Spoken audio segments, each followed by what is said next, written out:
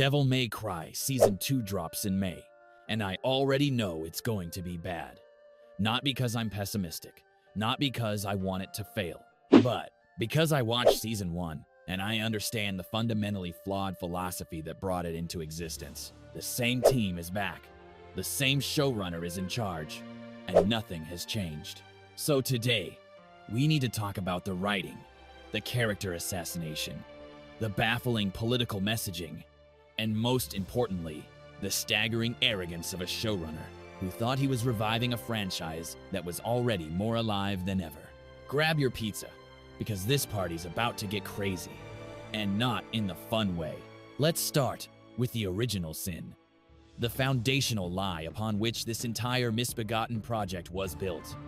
I'm talking about the now infamous comments from the showrunner, Adi Shankar. In a podcast interview, he admitted that when he signed on to do the show, he was unhappy that Devil May Cry 5 was coming out. Why? Because, and I quote, "I thought the franchise was dead. I thought I was bringing this thing back." Let that sink in for a moment. The man tasked with adapting one of the most iconic and beloved action game franchises of all time genuinely believed it was a dead property that he, in his infinite wisdom, was going to resurrect. This is a level of hubris that would make Mundus blush. To be so disconnected from the pulse of the very fandom you're supposed to be serving is not just ignorant, it's insulting. Devil May Cry was not dead, it was dormant, waiting for the right moment to explode back onto the scene.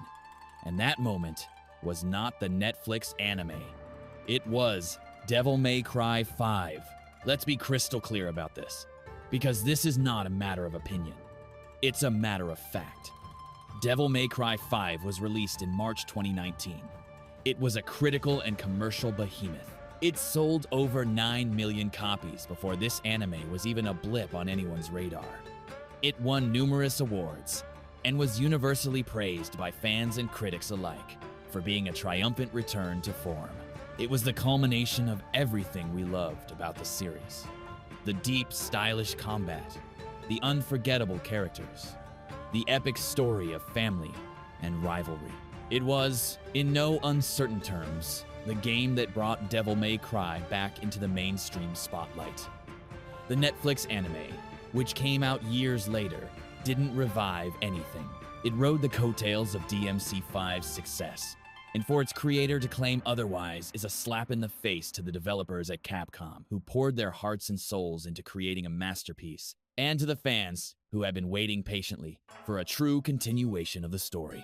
This fundamental misunderstanding of the franchise's status is the root of all the problems with the show. Because when you think you're a savior, you don't feel the need to be faithful. You feel the need to fix things, to put your own stamp on them, to mold them into your own image. And that's exactly what happened with Season 1. It wasn't an adaptation. It was a hostile takeover. It was a vanity project, dressed up in a beloved franchise's skin. Now, I'm a fair man. I can give credit where credit is due. The animation, for the most part, was pretty good. Studio Mir did a commendable job with the action sequences.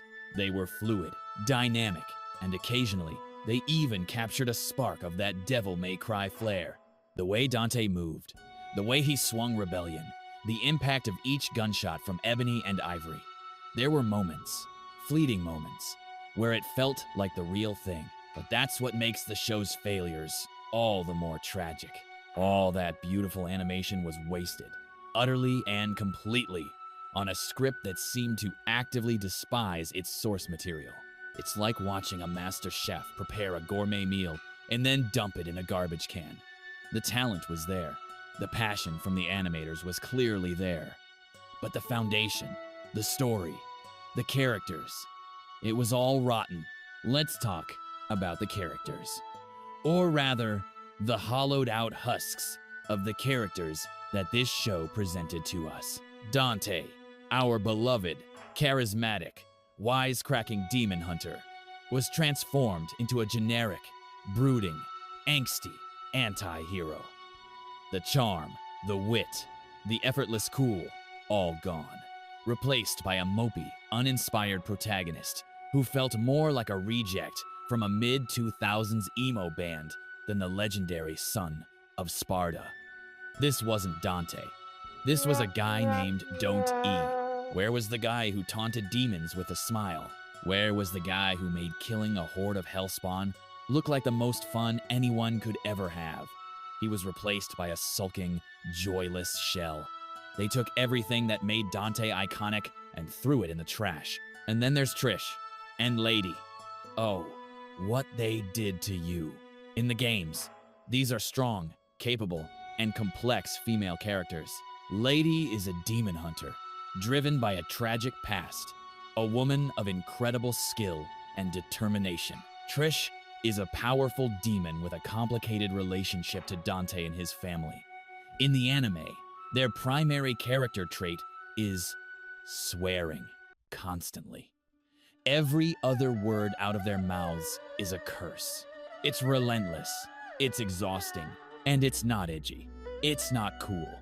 It's lazy, juvenile writing that mistakes profanity for personality.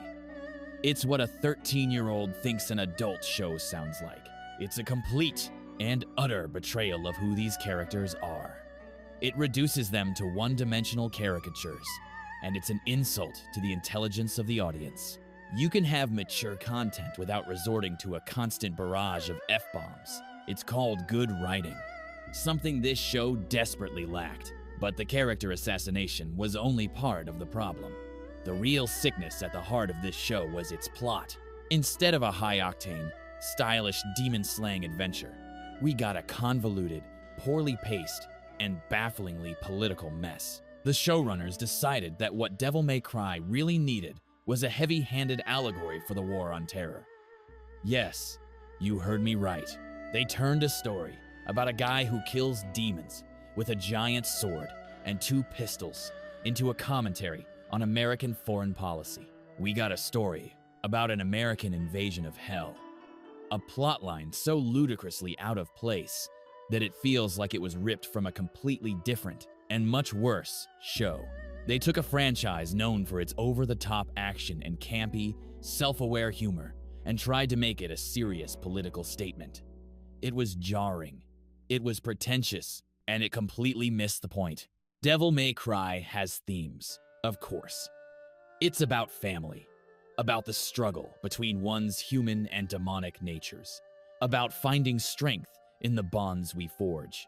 It's about style and spectacle, and the sheer, unadulterated joy of being a badass. It is not, and has never been, about geopolitics. To shoehorn in this clumsy, on-the-nose political commentary is to fundamentally misunderstand the appeal of the franchise. Nobody asked for this. Nobody wanted this. And yet, here we are, with a show that seems more interested in lecturing its audience than entertaining them. So, with all of that said, with a first season that was a critical failure in the eyes of the fans, a season that disrespected the source material, assassinated its characters, and saddled them with a nonsensical plot, how in the world did we get a season 2? The answer is simple. Netflix doesn't care. They see a recognizable IP. They see the engagement numbers, likely inflated by hate watchers and curious DMC5 fans who wanted to see how bad it could get. And they greenlight another season, regardless of the quality or the fan reception. It's a numbers game, and we, the fans, are the ones who lose. Our feedback, our criticisms, our pleas for a faithful adaptation, they fall on deaf ears.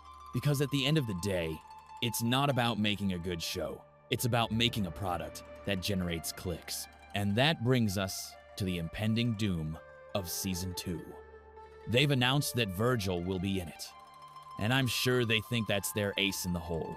They think that by bringing in Dante's iconic rival, the Yamato-wielding, power-obsessed, endlessly quotable Virgil, they can win back the fans. They think we'll forget all the sins of Season 1, just because they're dangling our favorite character in front of us.